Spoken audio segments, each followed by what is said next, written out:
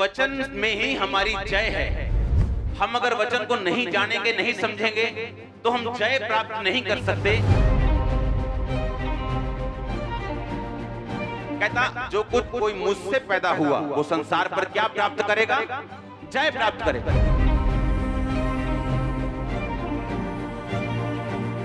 तू हर चीज पे ओवरकम कर जाएगा।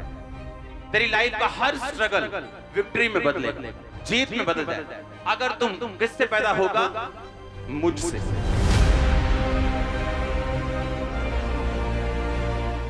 अपनी बाइबल को उठाओ, बोलो मैं इस वचन से प्यार करता हूं। ये मेरे शुद्ध रहने का आधार, मेरे जीवित रहने का आधार है। मैं अपना ध्यान इन वचनों के ऊपर लगाता हूं प्रभु यीशु मसीह के नाम में।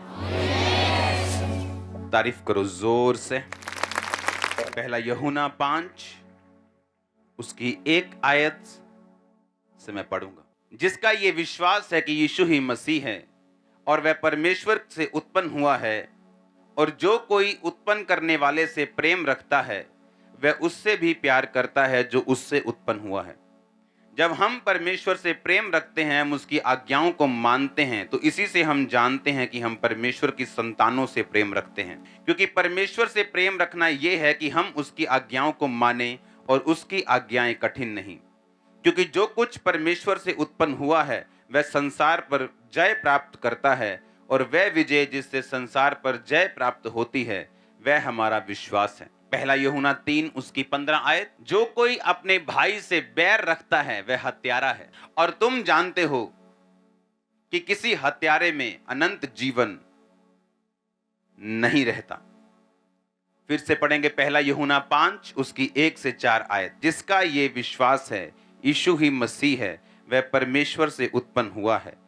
जो कोई उत्पन्न करने वाले से प्रेम रखता है वह उससे भी प्यार रखता है जो उससे उत्पन्न हुआ है। आमीन। 4 आयत में लिखा, जो कुछ परमेश्वर से उत्पन्न हुआ, पैदा हुआ, वह संसार पर जय प्राप्त करता है। ये परमेश्वर की परफेक्ट प्लानिंग है कि वो आपको जय देने के लिए अपने पास बुलाता है। आपको ये मालूम है या नहीं? हाँ, विक्टोरियस लाइफ। इसलिए उसने कहा मैंने तुच्छों को चुन लिया, मैंने बीमारों को चुन लिया, मैंने गरीबों को चुन लिया, मैंने छोटों को चुन लिया, एक जयवंत जीवन देने के लिए। और जब आपको यह मालूम हो जाए कि यह परमेश्वर का प्लान है कि मैं जिस मर्जी जाति से हूं, जिस मर्जी बैकग्राउंड से हूं, गरीब हूं या अमीर हूं, या आगे हूं या पीछे हूं, इससे कोई मतलब नहीं। परमेश्वर की इच्छा यह है कि मैं एक विक्टोरियस, एक जयवंत जीवन जीऊं। वो आपकी मैरिड लाइफ में हो, आपकी स्पिरिचुअल लाइफ में हो, वो आपकी फाइनेंस लाइफ में हो, हर तरफ से परमेश्वर ने आपको जय देने के लिए अपने पास बुलाया। हालेलुया। अब बात यह है कि उस जय को पाने का तरीका हमें बाइबल बताती है। अगर हम फ्रिज खरीदते हैं, टीवी खरीदते हैं और हमें मालूम नहीं वो कैसे चले, एक बुक उसके साथ मिलती है जिसमें लिखा होता है ये चलता कैसे। अगर हम उस बुक को छोड़ दें और बैठ के रोते रहें कि ये चल नहीं रहा, मेरे को पता नहीं चलाना कैसे है, तो इसमें टीवी बनाने वाले का कोई कसूर नहीं। कसूर आपका है जिसको बुक पढ़नी नहीं आती और उसको चलाना नहीं आता। अब परमेश्वर ने कहा, कहता है जिसको यह विश्वास है कि प्रभु यीशु ही मसीह है, यानी जो बपतिस्मा ले चुका है, जो परमेश्वर पर विश्वास करता है, कहता वो परमेश्वर से पैदा हुआ है। बोलो अपने पड़ोसी को, तुम परमेश्वर से पैदा हुए हो। फिर से बोलो अपने पड़ोसी को, बोलो अगर तुम्हें, बोलो पड़ोसी को, बोलो अगर तुम्हें विश्वास है कि यीशु परमेश्वर है, मसीह है, तो तुम प्रभु से पैदा हुए हो। आमीन। अब उसने कहा अगर तुम्हें यह विश्वास है कि यीशु मसीह परमेश्वर है तो तुम परमेश्वर से पैदा हुए हो। कहता अगर तुम ये मानते हो कि तुम परमेश्वर से पैदा हुए हो तो तुम उन सब चीजों से प्यार करोगे जो परमेश्वर से पैदा हुई। यानी तुम अपने भाइयों से भी क्या करोगे? कहता अगर तुम ये कहो कि मैं अपने बाप से प्यार करता हूं और अपने बाप के दूसरे बेटों और बेटियों को नफरत करो, कहता तुम में अनंत जीवन नहीं है, क्योंकि तुम अपने भाई से क्या करते हो? बैर करते हो। पहला यूहन्ना 3 उसकी 15 को पढ़ेंगे। जो कोई अपने भाई से बैर रखता है वो मर्डरर है, कहा वो मर्डरर है, वो हत्यारा है, वो कातिल है। जैसे 302 की धारा लगती है ना, फिर कत्ल करने, कहता वो मर्डरर है। अगर तुम अपने भाई से नफरत करते हो, बैर करते हो, उसकी टांगे खींचते हो, कहता तुम एक हत्यारे हो, और एक हत्यारे में कभी भी अनंत जीवन नहीं रहता। अब पहला यूहन्ना 5 उसकी 2 में लिखा, जब हम परमेश्वर से प्रेम रखते हैं तो उसकी आज्ञाओं को मानते हैं, और इसी से हम जानते हैं कि हम परमेश्वर की संतानों से प्रेम रखते हैं। उसने कहा अगर तुम कहो कि मैं परमेश्वर से प्यार करता हूं, तो उसने कहा अगर तुम परमेश्वर से प्यार करते हो तो तुम उसकी आज्ञाओं को क्या करोगे? मानोगे। और उसने कहा इसी से हम जानते हैं कि हम परमेश्वर की संतानों से क्या करेंगे? प्रेम करेंगे। कहता अगर कोई ये कहे मैं अपने बाप से प्यार करता हूं और अपने भाइयों से नफरत करे तो वो अपने बाप से असल प्यार नहीं करता। परमेश्वर ने कहा अगर तुम अपने भाई से बैर करते हो तो तुम हत्यारे हो। उसने ये नहीं कहा तुम में कमी है, या तुम जेलसी वाले बंदे हो, या तुम में ये थोड़ी सी कमी है। उसने कहा कमी वमी नहीं है, तुम मर्डरर हो, तुम हत्यारे हो, और किसी हत्यारे में अनंत जीवन नहीं रहता। आगे उसने कहा क्योंकि परमेश्वर से प्रेम रखना यह है कि हम उसकी आज्ञाओं को माने, और उसकी आज्ञाएं मुश्किल नहीं, क्योंकि जो कुछ परमेश्वर से उत्पन्न हुआ है वह संसार पर जय प्राप्त करता है, और वह विजय जिससे संसार पर जय प्राप्त होती है हमारा विश्वास है। अब उसने कहा इंग्लिश में, for whatsoever is born of God overcometh the world. जो कुछ परमेश्वर से पैदा हुआ वो संसार पर जय प्राप्त करता है। प्रॉब्लम कहां पे? आप चाहे जानते हो चाहे ना जानते हो, पर शैतान इन वचनों को जानता है। आपको मालूम, वो इन वर्ड्स को जानता है। इसीलिए जब वो यीशु मसीह के पास आया और उसे मालूम था कि मैं यीशु मसीह को आके ऐसे ही कुछ नहीं कहूंगा, मैं उसको ऐसे नहीं भरमा सकता क्योंकि ये वचन का जानकार है, उसने यीशु मसीह को आके बोला अगर तू परमेश्वर का बेटा है तो अपने आप को इन चर्च की, इस भवन की ऊपर से नीचे गिरा दे, अपने आप को यहां से नीचे गिरा दे, तो तेरे वचन में लिखा है तेरे पिता के कि तेरे दूत आएंगे और तुझे संभाल लेंगे। और परमेश्वर जो वचन जानते थे, उसने कहा शैतान ये भी लिखा है कि तू अपने परमेश्वर और प्रभु की कभी भी परीक्षा ना कर। जब पौलुस के हाथ में सांप ने डंक मारा था तो पौलुस सांप से पंगे नहीं ले रहा था, वो जंगल में जाके कोबरा नहीं पकड़ा था कि देखता मैं केड़ा सांप मैनू वड़दा। बाइबल कहती वो आग जलाने के लिए लकड़ियां बटोर रहा था और अचानक सांप ने काटा और उसको कुछ नहीं हुआ। वो शैतान के पास नहीं गया। शैतान अगर आपके पास आता है तो परमेश्वर आपको बचाएगा, लेकिन खुद शैतान के पास नहीं जाना। यह बात परमेश्वर को मालूम थी, और बाइबल कहती है यीशु मसीह ने कहा लिखा है शैतान की तू कभी अपने प्रभु अपने परमेश्वर की परीक्षा ना कर। इसका मतलब क्या कि अगर आप वचन नहीं जानते तो शैतान इन्हीं वचनों का इस्तेमाल वो आपके खिलाफ करता है। और बाइबल कहती है कि जो कुछ परमेश्वर से पैदा हुआ, जन्मा, बॉर्न हुआ, वो संसार के ऊपर क्या प्राप्त करता है? जय प्राप्त करता है। इस संसार के ऊपर क्या प्राप्त करता है? जय। इंग्लिश में लिखा ओवरकम है। अब ओवरकम वर्ड जब यूनानी भाषा में लिखा गया, उसका मतलब हम पढ़ेंगे अपनी स्क्रीन के ऊपर। उसका मतलब है निकाओ। निकाओ का मतलब subdue, overcome, prevail, get the victory. और निकाओ शब्द निकला नाइक शब्द से। नाइक का मतलब है मीन्स ऑफ सक्सेस, विक्ट्री। परमेश्वर ने कहा अगर जब हमें यह बात मालूम नहीं होती कि वचन में ही हमारी जय है, हम अगर वचन को नहीं जानेंगे, नहीं समझेंगे, तो हम जय प्राप्त नहीं कर सकते। क्योंकि आज लोग ये नहीं जानते, परमेश्वर ने कहा अगर तुम मुझसे पैदा हुए हो तो तुम संसार पर क्या प्राप्त करोगे? जय, ओवरकम कर जाओगे। शैतान तुम पे अटैक करेगा, तुम्हारे फाइनेंस के ऊपर, तुम ओवरकम करोगे। वो तुम्हारी सेहत के ऊपर अटैक करेगा, तुम जय पाओगे। तुम्हारी मैरिज पे कर सकता है, जय पाओगे। तुम्हारे घर पे कर सकता है, तुम्हें हरा नहीं पाएगा वो, तुम हमेशा ओवरकम कर जाओगे। एवरी टाइम 100 में से 100 बार तुम जीतोगे। परमेश्वर ने कहा तुम इस संसार के ऊपर धड़ल्ले से जय प्राप्त करोगे। पर कहता उसका एक तरीका है, उसका एक तरीका है। उसका तरीका परमेश्वर ने निशानी दी है। कहता जो कुछ कोई मुझसे पैदा हुआ वो संसार पर क्या प्राप्त करेगा? जय प्राप्त करेगा। इसलिए जब वो गीत गा रहा था, गाना वो लाइन गाना अकेली 1 सेकंड के लिए बिना म्यूजिक चेंज किए, जो वफादार होगा वो वारिस भी होगा, मैं उसका खुदावन रहूंगा। अब 9 साल 10 साल मिनिस्ट्री में मैं वफादारी के साथ चला था, और उसने कहा था जो वफादार होगा वो वारिस भी होगा। 5 जनवरी को मेरे को इतना मालूम था कि मुझे अब इस साल मैरिज करनी है। होली स्पिरिट से ये इंस्ट्रक्शन है, क्योंकि मुझे ऐसा लगता था मैं मैरिज नहीं करूंगा क्योंकि मेरी सेवकाई में रुकावट ना आए, मेरी सेवकाई ऐसा ना रुक जाए, मैं ज्यादा काम करना चाहता हूं। लेकिन होली स्पिरिट ने बोला काम ज्यादा होगा अगर तुम मैरिज करेगा, नो प्रॉब्लम, तेरी डिस्ट्रक्शन सब चीजों को छोड़, बस मेरी बात को सुन। और आपको वो स्टोरी सब मालूम है कि फोटोज मंगाई, दैट्स इट, इसको देखो। उसके बाद 16 जनवरी को डिसाइड हुआ, 17 को जिस दिन डिसाइड हुआ उसके अगले दिन एंगेजमेंट। और मैं ये अपनी टेस्टिमनी दे रहा था एक बहुत बड़े लॉयर है उनको, कि एंगेजमेंट के बाद जब हम बैठे थे तो तब बातें चल रही थी, अच्छा मैं ये कास्ट की हूं, तुम कौन सी कहा, मैं ये कास्ट। एंगेजमेंट के बाद घर नहीं देखा, कुछ नहीं देखा।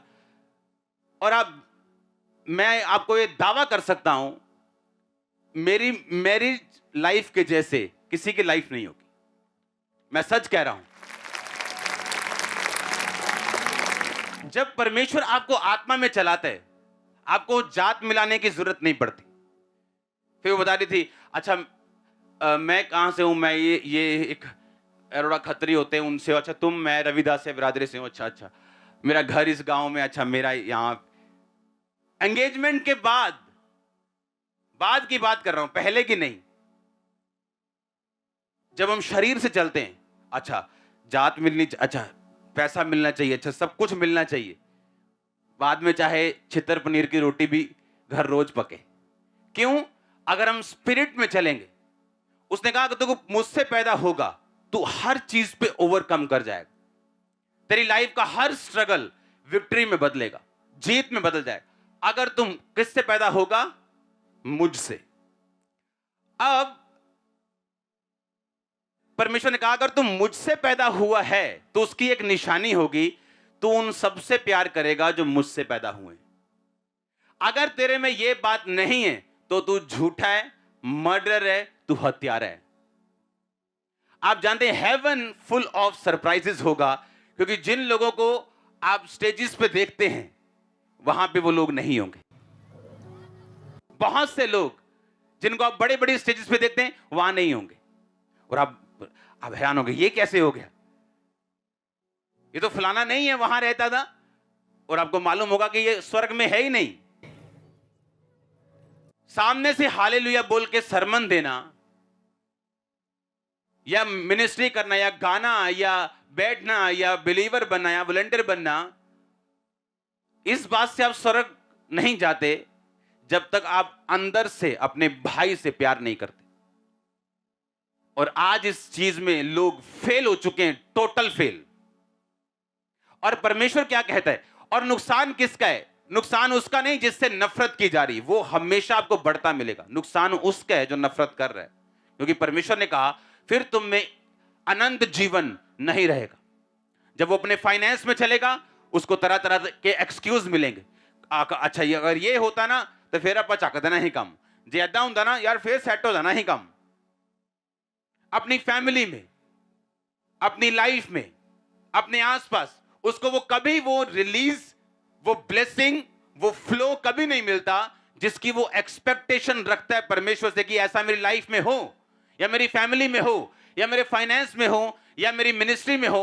उसको कभी ऐसा नहीं मिलता, क्योंकि अनंत जीवन, इटर्नल लाइफ जो सिर्फ स्वर्ग से शुरू नहीं होती, जिस दिन आप क्रिश्चियन बनते तब से शुरू होती। वो आपके फाइनेंस में फ्लो करती, आपके शरीर में फ्लो करती, वो आपके परिवार में फ्लो करती, आपके मानसिक जीवन में फ्लो करती, स्पिरिचुअल लाइफ में फ्लो करती। और जब वो आपकी लाइफ में फ्लो करना शुरू करती है, आपकी लाइफ में लाइफ बढ़ती है, आप जीवित होते हैं, अपनी हर एक पहलू में, हर एक चीज में आप जीवित होते हैं। और जब आप बैर करते हैं, नफरत करते हैं, वो आप नहीं जानते वो चीजें गायब हो जाती। आप दुनिया के सामने वही रहते हैं, आपकी शक्ल चेंज नहीं होती, पर आपकी स्पिरिचुअल पोजीशन जो है वो बदल जाती। फिर से पढ़ेंगे इसको, पहला यूहन्ना 5। जिसका यह विश्वास है कि यीशु ही मसीह है, वह परमेश्वर से पैदा हुआ है।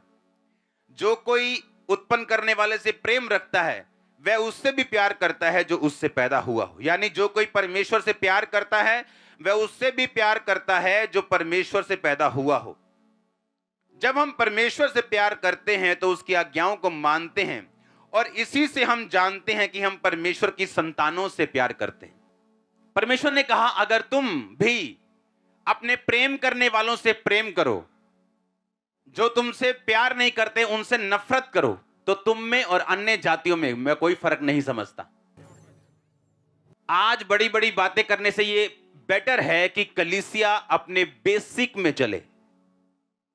एक मकान पे अच्छे से अच्छा पेंट, अच्छे से अच्छा ईंटें, सरिया, अच्छा फर्नीचर, बेस्ट सीलिंग लगा के अगर उसका बेस कमजोर छोड़ दोगे तो एक दिन उल्टा और शर्मिंदगी होगी, क्योंकि लोग बोलेंगे कि क्या बेस्ट से बेस्ट सामान लगाया लेकिन मकान ढह गया। इससे अच्छा यह कि लोगों की परवाह ना करते हुए अपना बेस स्ट्रांग करो, चाहे वो घर थोड़ी देरी से बने, मुश्किल बने, लेकिन जब वो बन जाए वो एक सदा का घर हो। और ऐसा करने के लिए प्रभु ने आपको अपने पास बुलाया। परमेश्वर ने कहा, अगर तुम मुझसे प्यार करोगे तो मुझसे जो जन्मा है तुम उससे भी प्यार करोगे। चाहे वो तुम्हारे साथ सेम विश्वास नहीं शेयर करता तो भी, उसकी डॉक्ट्रिन थोड़ी अलग हो तो भी, अगर वो तुम्हारे साथ सहमत नहीं है तो भी, पर कहता अगर तुम बैर करते हो तुम एक मर्डरर हो। परमेश्वर तुम्हें एक मर्डरर की निगाहों से देखता है। आज प्रॉब्लम पता क्या है चर्च में? आज प्रॉब्लम यह है कि जब एक पापी चर्च में आता और छाती पीट के बोलता है, रो के कहता, खुदावन मैं पापी हूं, और लिखा चुंगी, एक बंदा आता और बोलता है कि परमेश्वर ये चुंगी लेने वाला जो कह रहा है ना मैं पापी हूं, मैं इससे बड़ा अच्छा हूं। आप प्रेयर करी दी है, पता हम प्रेयर करते हैं, पता दान कितना देते हैं, और परमेश्वर ने कहा वो धर्मी और तू पापी। हम जितना मर्जी अच्छा काम कर लें, जब तक हमारा टीचर हमारी कॉपी चेक करके उस पर गुड नहीं लिख देगा, तब तक वो सस्पेंस बना रहता है। हाँ या ना? हम जितना मर्जी अच्छा कर लें, जब तक हमारा टीचर उस पर वेरी गुड नहीं लिखता, उसे पास नहीं करता, तब तक वो पास नहीं। आज जब हम बेसिक भूल जाते हैं और बड़ी बड़ी बातें करना शुरू कर देते हैं, एंड में शर्मिंदगी कुर्सी पर बैठ के उन लोगों का इंतजार कर रही है, उनको मालूम नहीं। क्योंकि ये होगा, क्योंकि अनंत जीवन किसी हत्यारे में नहीं रहता। वो लाइफ नहीं रहती जो आपकी हड्डियों में बहनी, वो लाइफ नहीं रहती जो आपके फाइनेंस में बहनी, आपकी लाइफ में, फैमिली में बहनी, वो लाइफ नहीं रहेगी आपकी लाइफ में अगर आप बैर करेंगे तो। हालेलुया।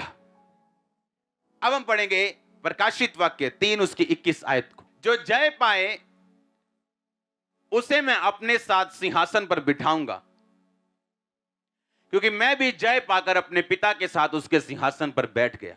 फिर बोलो, जो जय पाए। इसका मतलब यह है, प्रकाशित वाक्य एक ऐसी पुस्तक है जिसको आप मान नहीं सकते पूरा, क्योंकि यह एक प्रोफेटिक बुक है।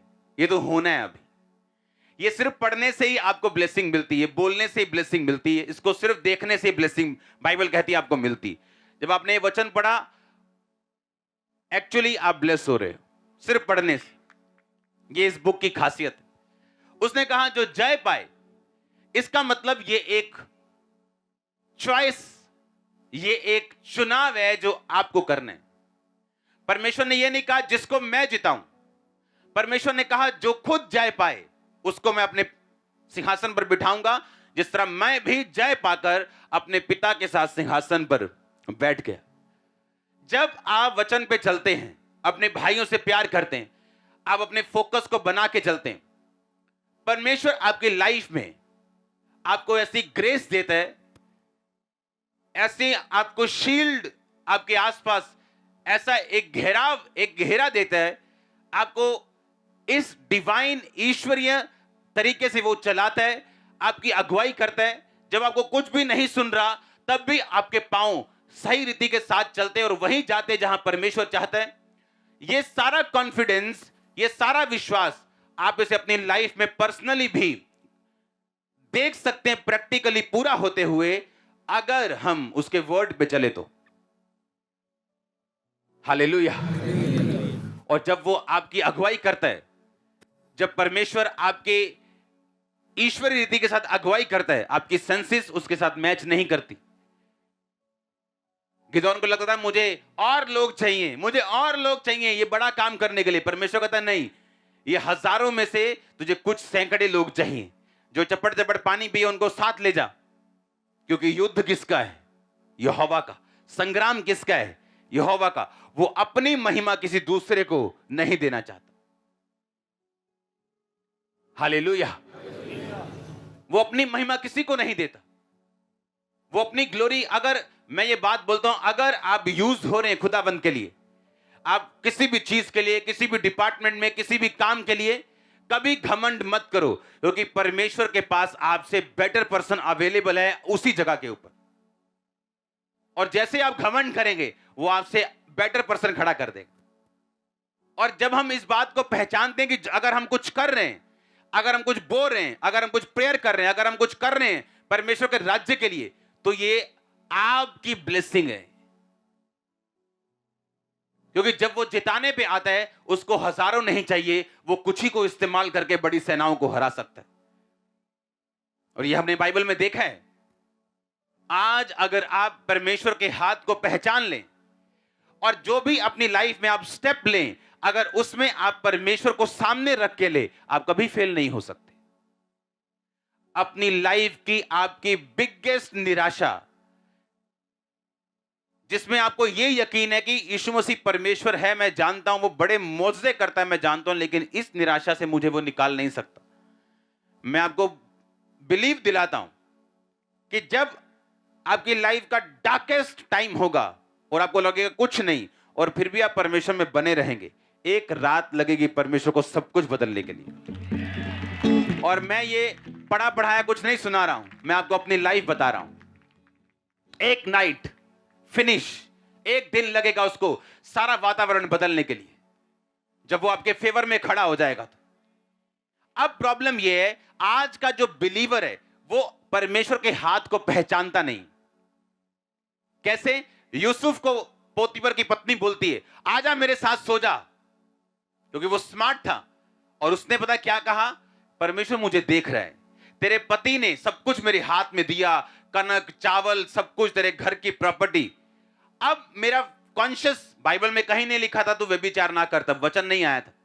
कहता मेरा विवेक ये कहता है कि ये गलत काम है। बाइबल में कहां लिखा अफीम ना खाओ? लिखा कहीं? तो क्या अफीम खानी सही है? उस टाइम नहीं लिखा था व्यभिचार ना कर, पर उसको मालूम था व्यभिचार करना पाप है। बाइबल में कहीं नहीं लिखा स्मैक ना पियो। स्मैक तो अभी आई है ना, अभी इंसान की ये कुकर्म है उसने बनाई। इसका मतलब ये नहीं कि हम खाएं या पिएं, क्योंकि बाइबल में आपको कॉन्शियस दिया, एक विवेक दिया। कहता मेरा विवेक ये कहता है कि जिस परमेश्वर ने मुझे इतनी ब्लेसिंग दी है जिस घर में, उस घर के साथ मैं ऐसा काम ना करूं। उसका विवेक उसको प्रधानमंत्री की कुर्सी पे ले गया। आज प्रॉब्लम ये है, इंसान ये चीज भूल जाता है, उसका रूट क्या है, उसकी ब्लेसिंग क्या है। और फिर परमेश्वर उसको फेलियर के रास्ते पे चलाता है कुछ महीने साल, ताकि वो समझे और सीखे उसने क्या गवाया। अगर आप नबूकदनेस्सर को देखें, वो एक ऐसा राजा था जिसने तकरीबन पूरी दुनिया के ऊपर राज कर लिया था। जिस पर राज नहीं था उनके साथ संधि थी। और उसने एक दर्शन देखा कि एक बड़ा पेड़ है जिसकी शाखाएं हैं, जिसके ऊपर पंछी बसेरा करते हैं, और एक आसमान से स्वर्गदूत उतरा। उसने कहा इसको काट दो, इसकी डालियां बिखेर दो, पर जड़ को रखे रहना। उसने कहा मुझे एक बड़ा गहरा स्वप्न आया और जब बात हुई तो उसे परमेश्वर के जन ने बताया कि स्वप्न का मतलब यह है कि तू ऐसा ऐसा तेरे साथ होगा, तू घास चरेगा, तू पागल हो जाएगा, 3.5 साल यानी 7 काल तक ऐसा तेरे साथ होगा। लेकिन अगर तू पाप छोड़ दे और परमेश्वर को पहचाने तो परमेश्वर अपना मन बदल सकता है। और बाइबल कहती है एक दिन अपने भवन पे टहल रहा था और ऊंचा भवन और सब तरफ देख के बोलता है ये सारा कुछ क्या मैंने अपनी ताकत से नहीं कमाया? और ऊपर से आवाज आती राज्य तेरे हाथ से निकल गया। उसको मेंटली अपसेट का दौरा पड़ता है, घास चरता है, बैलों के साथ रहता है, नाखून बढ़ जाते हैं, बाल बढ़ जाते हैं। और 3.5 साल बाद परमेश्वर 2 सेकंड के लिए उसकी बुद्धि को, आंखों को खोलता है और वो आसमान की ओर देख के बोलता है परमेश्वर तू ही राज देता है और तू ही वापिस लेता है। और बाइबल कहती जैसे ही उसने मुंह से कहा दुष्ट आत्मा उसे छोड़ के चला जाता है और वो नॉर्मल होता है, अपने सिंहासन पर बैठते हैं और लोगों को बताता है कि चाहे तुम ऊंचाई पे रहो चाहे निचाई पे रहो, हर जगह हर टाइम परमेश्वर के हाथ को पहचानो अपनी लाइफ में। अगर तुम नहीं पहचानोगे, अगर उस डीप निराशा के गड्ढे में अगर यूसुफ ना पहचानता तो प्रधानमंत्री तक ना पहुंचता, उस कुर्सी तक ना पहुंचता। और अगर नबूकदनेस्सर उस ऊंचाई तक परमेश्वर को पहचान लेता तो बैलों की तरह 3.5 साल घास ना खाता और पागल बन के ना रहता। परमेश्वर ने आपको मौका दिया काम करने का, आप चोरी करना शुरू कर गए। आपको फाइनेंस पे बिठाया, आपने चोरी कर ली। किसी ड्यूटी को दिया, आपने कमीशने खा ली, चोरी कर ली। नो नो नो नो, ये कर्ज को बुलावा देना है। ये परमेश्वर को बोलना है कि हम तेरी दिए हुए काम को अब्यूज कर रहे, गाली दे रहे। और जब हम परमेश्वर को गाली देंगे जीवन नरक बन जाता है। हालेलुया। और अगर हम पहचान ले और अपने कॉन्शियस को जिंदा रखें तो बहुत सी मुसीबतों से हम बच सकते हैं। परमेश्वर ने कहा अगर तू अपने भाई से बैर करे तो तू मर्डरर है और किसी मर्डरर में अनंत जीवन नहीं रहता। कहता अगर तू उससे भी प्यार करे जो मुझसे पैदा हुआ, तू जय पाएगा, तू विक्ट्री लेगा, ओवरकम करेगा, सबड्यू करेगा, सक्सेस लेगा, प्रिवेल करेगा इस संसार के ऊपर। हर वो चीज जो इस संसार के ऊपर है आप उस पर जय पाएंगे। परमेश्वर को पहचानो अपनी लाइफ में, अपने कॉन्शियस को, मन को, अपने विवेक को जिंदा रखो, अपने अंदर वाले आदमी की बात को सुनो। हालेलुया। अपने हाथों को उठाओ खुदावंद के साथ वफादारी के लिए, अपने गुनाहों की क्षमा मांगो, माफी मांगो, क्लीन लाइफ मांगो, साफ जिंदगी, क्लीन जिंदगी, कॉन्शियस अपना जीवित खुदावंद को बोलो कि वो करे। अपने गुनाहों की क्षमा मांगो क्योंकि बाइबल ऐसा कहती है जब पाप आता है, जब हम कॉन्शियस से नहीं चलते तो शर्मिंदगी उसके बाद फॉलो करती। खुदावंद को बोलो खुदावंद मुझे हर एक शर्मिंदगी से बचा, मुझे जय दे खुदावंद। मैं अपने भाई से प्यार करता हूं, मैं अपने विवेक के अनुसार चलता हूं। हिलाओ अपने हाथों को और मांगो परमेश्वर से। आज ग्रेस यहां पे मौजूद है, उस वफादारी के अभिषेक और उसके मसे को मांगो।